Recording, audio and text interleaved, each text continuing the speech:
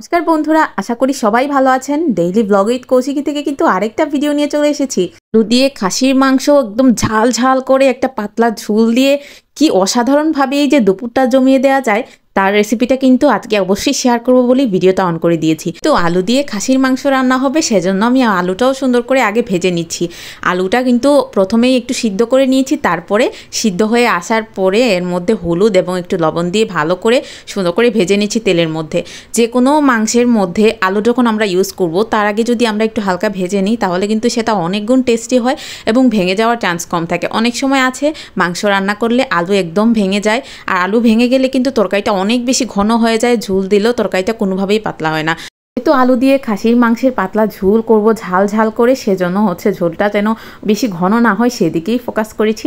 আলুগুলো সুন্দর করে আগে ভেজে নিচ্ছি। আলুগুলো যখন লাল লাল হয়ে আসলো তখন আমি আলুগুলো সুন্দর করে উঠিয়ে নিলাম। আমরা যারা গৃহিণীরা আছি তারা কিন্তু সপ্তাহে কয়েকবার এমনিতেই মাংস রান্না করি, কিন্তু সবার মাংসের টেস্ট এবং সবার মাংসের গন্ধ কিন্তু একরকম হয় না। তো মাংসের টেস্ট এবং মাংসের যে ঘ্রাণ সেটা সবার একরকম হয় না, কারণ এক একজন এক এক রেসিপিতে রান্না করেন। আজকে খুঁটিনাটি অনেক টিপস সহ আপনাদের সাথে শেয়ার করব কিভাবে খুবই অনন্যভাবে এবং টেস্টি উপায়ে রান্না করা যায় খাসির মাংস। তো প্রথমে আমি বেশ খানিকটা পেঁয়াজ বাটা দিয়ে দিলাম, তার মধ্যে আদা বাটা, রসুন বাটা সুন্দর করে দিয়ে তেলের মধ্যে ভাজা শুরু করলাম। তার আগে অবশ্যই কিন্তু তেজপাতা দিয়ে দিয়েছিলাম, আর মশলার উপর একটু লবণ ছিটিয়ে দিলে কিন্তু খুবই টেস্টি হয় আর মশলাটাও তাড়াতাড়ি হয়ে যায়। তো এর সাথে আমি একটু জল অ্যাড করে দিব আর ভালো করে ভাজা শুরু করব। রসুনের কাঁচা গন্ধ থাকলে কিন্তু মাংস একদম ভালো লাগবে না, সেজন্য প্রথমেই তেলের মধ্যে পেঁয়াজ এবং আদা রসুন সুন্দর করে ভেজে নিতে হবে, তারপর অন্য যে কোনো মশলা অ্যাড করতে হবে। তো আমার ভাজা হয়ে গেল, তার মধ্যে আমি হলুদ গুঁড়ো, মরিচ গুঁড়ো, ধনিয়া গুঁড়ো, জিরে গুঁড়ো আর একটু রোস্টেড গরম মশলা ইউজ করলাম। তো লবণটা আগেই দিয়ে দিয়েছিলাম, সেজন্য আর লবণ অ্যাড করলাম না। আর ভালো করে মশলাটা কষিয়ে নেওয়ার পরে আমি দিয়ে দিলাম বেশ খানিকটা টক দই। টক দইটা কেন দিলাম বলুন তো বন্ধুরা? টক দই দিলে মাংসের মধ্যে একটা ঝাঁঝালো গন্ধ আছে, সেটা কিন্তু চলে যায়। তারপর অনেকটা সময় নিয়ে কিন্তু মশলাটা আমি ভালো করে কষিয়েছি। মশলা কষানোর কাছে কিন্তু যে কোনো মাংসের টেস্টটা ডিপেন্ড করে। তারপরে আমি দিয়ে দিলাম খাসির মাংস। তো আপনারা চাইলে আগে থেকেই সিদ্ধ করে নিতে পারেন, অথবা আপনারা এরকম দিয়েও সিদ্ধ করতে পারেন। তো আমি প্রেশার কুকারে আগেই মাংস 85%-এর মতো সিদ্ধ করে নিয়েছিলাম। আমার এরকম রান্না করতে খুবই ভালো লাগে।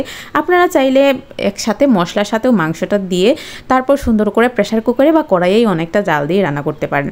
তো আমার মাংসটার সাথে মশলা সুন্দরভাবে মিশে গেল এবং খুব সুন্দর একটা অ্যারোমা বের হচ্ছিল।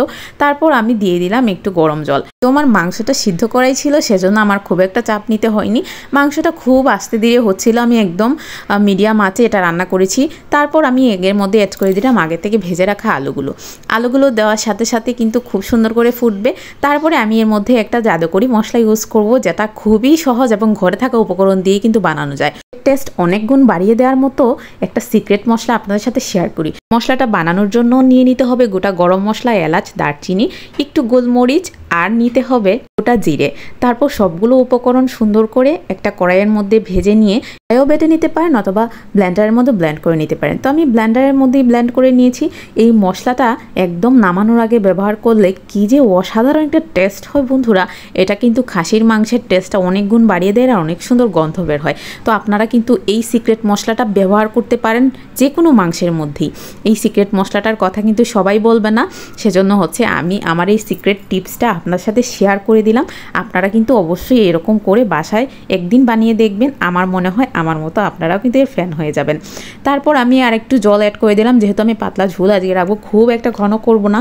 খাসির মাংস আলু দিয়ে ঝাল ঝাল করে পাতলা ঝোলটাই কিন্তু বেশি ভালো লাগে আর অনেক গরমের মধ্যে, সেজন্য এরকম একটু ঝোল দিয়ে দিলাম। তার উপর আমার সিক্রেট মশলাটা সুন্দর করে ছড়িয়ে দিলাম। এরপর যে কি সুন্দর একটা গন্ধ বের হচ্ছিল। তো আমার রান্নাটা অলমোস্ট কমপ্লিট হয়ে গিয়েছে, সেজন্য আমি মশলাটাও সুন্দর করে অ্যাড করে ভালো করে মিক্সড করে দিলাম। চুলার আঁচটা একদম কমিয়ে দিলাম। তারপর এটা অনেকক্ষণ বসিয়ে রাখলাম যাতে এটা দমে হয়ে যায় পুরোটাই। যেহেতু আমার আলুটাও সিদ্ধ করা ছিল, খাসির মাংসও সিদ্ধ করা ছিল, তারপর ঝোল দেওয়ার পরেও সুন্দরভাবে ফুটে উঠেছে, সেজন্য আমার মাংসটা অলমোস্ট হয়ে গিয়েছে। যে খাসির মাংস রান্না করার পরে গন্ধে কিন্তু সবাই ডাইনিং টেবিলে তাড়াতাড়ি করে বসে পড়েছেন খাবার জন্য। আমিও সুন্দর করে প্লেটে সার্ভ করে দিলাম ডাইনিং টেবিলের উপর। দেখুন কতটা সুন্দর হয়েছে। তো এরকম কিন্তু আপনারাও বাসায় একদিন রান্না করে দেখবেন। আমার সিক্রেট মশলাটা কিন্তু অবশ্যই ব্যবহার করতে ভুলবেন না। এক একজনের রান্নায় এক এক রকম টেস্ট এবং এক এক রকম সুঘ্রাণ কিভাবে আসে জানেন? এইরকম ছোটোখাটো টিপসের মাধ্যমে। বন্ধুরা, আমার এই ভিডিওটা ভালো লেগে থাকলে অবশ্যই কিন্তু লাইক কমেন্ট করবেন আর আমার পেজটা ফলো দিতে ভুলবেন না, কারণ এরকম মজার মজার সুন্দর সুন্দর আরো অনেক অনেক ভিডিও কিন্তু প্রতিনিয়তই আপনাদের সামনে নিয়ে আসবো। ভালো থাকবেন সবাই, নমস্কার।